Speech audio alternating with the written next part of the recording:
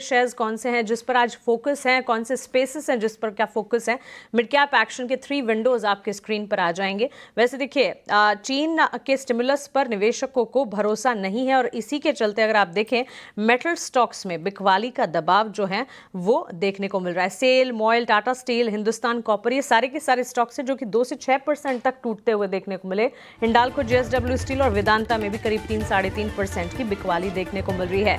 Green ply industries आप अपने screen पर देख रहे हैं, शेयर में 2% से ज्यादा की गिरावट है। वजह क्या है? देखिए, मशीन में खराबी से सब्सिडरी का बड़ौदा प्लांट जो है वो बंद हुआ है, तो न्यूज फ्लो है जिसका एक इंपैक्ट है जो कि ग्रीन प्लाई के स्टॉक प्राइस में रिफ्लेक्ट हो रहा है। जेके टायर, ऑटोमोबाइल स्पेस भले ही परफॉर्म ना कर रहा हो लेकिन एंसिलरी पर लगातार फोकस होना चाहिए। विस्तार प्लान यानी एक्सपेंशन प्लान को मंजूरी मिलने से शेयर में अच्छी खासी मजबूती है। डीईजी ने 270 करोड़ के विस्तार प्लान को मंजूरी दी है। तो ये 3 स्टॉक्स हैं जो कि खबरों के दम पर आज कह सकते हैं कि एक्शन चाहे फिर अपसाइड हो या डाउन साइड हो दिखा रहे हैं। खबरों के दम पर मिड कैप में एक्शन दिखा रहे हैं। ये बताने के लिए मेरे सहयोगी रविंदर मेरे साथ अब जुड़ गए हैं, उनसे जानते हैं। रविंदर, आप बताइए। जी बिल्कुल, खबरों वाली शेयर्स की बात तो करेंगे, लेकिन हम सबसे पहले शुरुआत करते हैं निफ्टी मिड कैप इंडेक्स से। तो निफ्टी मिड कैप इंडेक्स में जो है सुबह जो गिरावट दिखी थी वो कहीं ना कहीं अभी रिकवर होते हुए दिख रही है और निफ्टी मिड कैप इंडेक्स जो है डेज लो से करीब करीब 1% रिकवर हो गया, लेकिन अभी भी अपने लाल निशान पर ट्रेड कर रहा है। और निफ्टी मिड कैप इंडेक्स जो है आज 1 वीक लो पर ट्रेड कर रहा था और मोर देन 75% जो स्टॉक है अभी भी अपने लाल निशान पर ट्रेड कर रहे हैं। अब बात करते हैं खबरों वाली शेयर्स की। तो खबरों वाली शेयर्स में जो हमारा पहला शेयर्स है वो अशोक लीलैंड, जहाँ पर कंपनी ने अपने जो कमर्शियल व्हीकल के सभी रेंज है उसके जो है प्राइस इंक्रीज़ किए हैं 3% से, और ये जो प्राइस इंक्रीज़ है वो जनवरी 2025 से इफेक्टिव होगा। और जो शेयर प्राइस जो है वो देश तो से 2% की रिकवरी देखने को मिल रही, लेकिन अभी भी जो है फ्लैट ट्रेड कर रहा है। अगला जो स्टॉक है इंडस टावर, जहाँ पर कंपनी ने जो है पावर परचेस एग्रीमेंट साइन किया है जेएसडब्ल्यू एनर्जी ग्रीन एड लिमिटेड के साथ, जिससे कि ये कंपनी जो है 38.03 करोड़ का इन्वेस्टमेंट करने वाली है, जिससे कि 26% का स्टेक एसपीवी में जो है बाई करने वाली है सोलर एनर्जी प्रोक्योरमेंट के लिए। और स्टॉक्स में जो है इसमें 2% के आसपास की तेज़ी देखने को मिल रही है डेज लो से। अब बात करते हैं मिड कैप गेनर्स की। तो मिड कैप गेनर्स में जो पहला शेयर है वो Jubilant Foodwork, Max Health Care, Page industry और जीएसडब्ल्यू इंफ्रास्ट्रक्चर, इन स्टॉक्स में जो है हमें करीब 1% से 2% की तेज़ी देखने को मिल रही है। अब बात करते हैं मिड कैप लूजर्स की। तो मिड कैप लूजर्स में जो पहला नाम आ रहा है इंडियन ओवरसीज़ बैंक, जिसमें हमें जो है 4% के आसपास की गिरावट देखने को मिल रही है। इसी के साथ साथ फिनिक्स मिल में भी हमें जो 4% की गिरावट देखने को मिल रही है। और ऑयल इंडिया और एलआईसी हाउसिंग फाइनेंस, इन स्टॉक्स में जो हमें सेलिंग देखने को मिल रही है। मिड कैप में ये एक्शन, बजिंग स्टॉक्स और साथ ही लगार्ड्स भी। रविंदर, शुक्रिया ये सारी की सारी डिटेल्स हमें बताने के लिए। अशोक लेलैंड पर ही राजेश एक क्विक राय आपसे जानना चाहेंगे। स्टॉक में मूवमेंट नहीं है, आज हम कमजोरी ही देख रहे हैं, लेकिन जनवरी में कमर्शियल व्हीकल की कीमतों में बढ़ोतरी का ऐलान कंपनी ने किया है।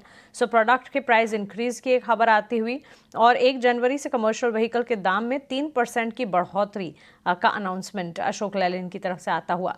229 के लेवल्स पर इस स्टॉक पर टेक्निकली आपकी राय क्या होगी? देखिए, अशोक लेलैंड का अगर डेली चार्ट अगर आप देखें तो 25 नवंबर को एक ब्रेकआउट आया था, राउंडिंग बॉटम ब्रेकआउट आया था। उस 25 नवंबर का जो कैंडल है उसी रेंज में लास्ट 2 वीक से स्टॉक जो है ट्रेड कर रहा है। आज अगर आप देखें तो कहीं ना कहीं 50 और 89 ईएमए पे बेस लिया एंड हायर साइड पे अगर आप देखें तो 235 एक रेजिस्टेंस जोन है। तो अभी फिलहाल कंसोलिडेशन है।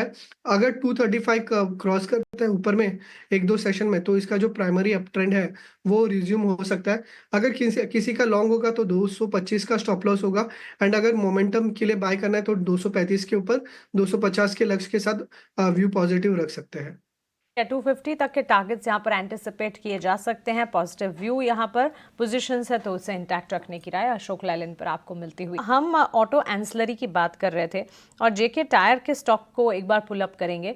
सिर्फ जेके टायर ही नहीं, ऑटो स्टॉक्स, ऑटो एंसिलरी, क्योंकि ऑटो सेक्टर में हम देख रहे हैं ऑटो बिक्री के आंकड़े मिक्स बैग रहे, उसके बाद कोई परफॉर्मेंस नहीं है, लेकिन जेके टायर, सीएट, पीसीबीएल, ये सारे के सारे ऑटो एंसिलरी के सेगमेंट का हिस्सा हैं।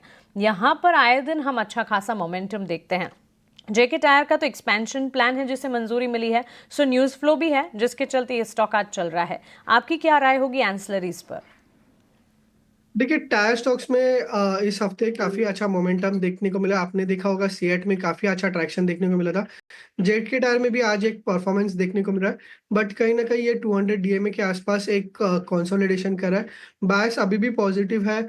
इसको अगर आप देखें तो 400 के पास एक बेस बना है, एंड ऊपर के स्तर पे देखें तो 420 लास्ट 3-4 सेशन से रेजिस्टेंस ले रहा है। तो 420 जैसे ही क्रॉस करता है, उसके बाद एक अच्छा खासा मोमेंटम आपको देखने को मिल सकता है। सिमिलरली अगर आप सीएट को देखें तो लास्ट वीक काफी अच्छा ट्रैक्शन देखने को मिला था। 3100 से 3500 लेवल्स तक एक मूवमेंट दिया था। उस अपमूव को रिट्रेस कर रहा है, एंड सपोर्ट लेके वापस अपसाइड रिज्यूम कर रहा है। तो सीएट को भी एक पॉजिटिव नजरिए के साथ रख सकते हैं। 3100 के एक स्टॉप लॉस रहेगा, एंड ऊपर में जो अपसाइड होगा वो होगा वापस 3500 का। और यहाँ पे मुझे जो अच्छा लग रहा है वो है जेबीएम ऑटो। जेबीएम ऑटो में एक राउंडिंग बॉटम फॉर्मेशन सा जो है एक बना है। यहाँ से एक outperformance move JBM Auto में देखने को मिल सकता है।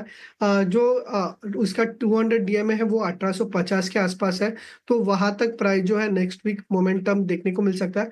यहाँ पे स्टॉक के लिए आज 1700 का लो बना था।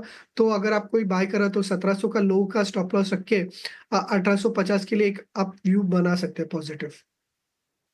एंसलरीज पर एक डिटेल राय, इनफैक्ट ब्रीफ येट काफ़ी क्रिस्प राय आती हुई राजेश की तरफ से। उन्हें जेबीएम ऑटो इस सेगमेंट में पसंद आता है। करीब 3% की तेजी भी ये स्टॉक दिख रहा है 1756 के लेवल्स पर इस वक्त यहाँ पर काम कर बढ़ते हैं। और 24,500 के लेवल्स, 24,500 के पार इस वक्त निफ्टी में कामकाज देखने को मिल रहा है। मिड कैप में कहाँ पर एक्शन है इस पर फोकस करते हैं। डिक्सन टेक्नोलॉजीज के स्टॉक को एक बार पुल अप करेंगे। राजेश, आपसे जानना चाहेंगे, मजबूती के साथ ही ट्रेड करता हुआ ऑलमोस्ट 1.5% के मूव्स आज के सत्र में यहाँ पर देखने को मिल रहे हैं। क्या राय होगी टेक्निकली डिक्सन टेक्नोलॉजीज पर?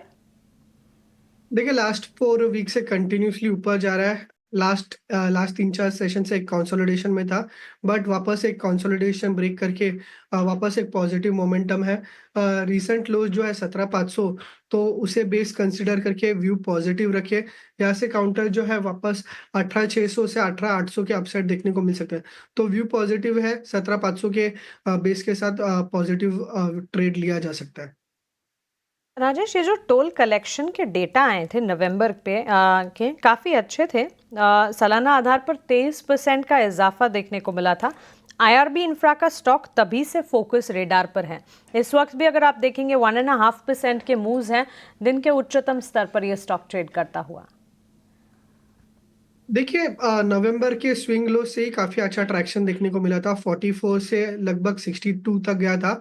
लास्ट वीक 200 डीएमए पे रेजिस्टेंस लेके करेक्ट किया था, बट अभी इसका जो प्राइमरी अप ट्रेंड है वो शायद रिज्यूम हो गया है। आज एक काफी अच्छा फॉर्मेशन देखने को मिल रहा है 89 ईएमए पे।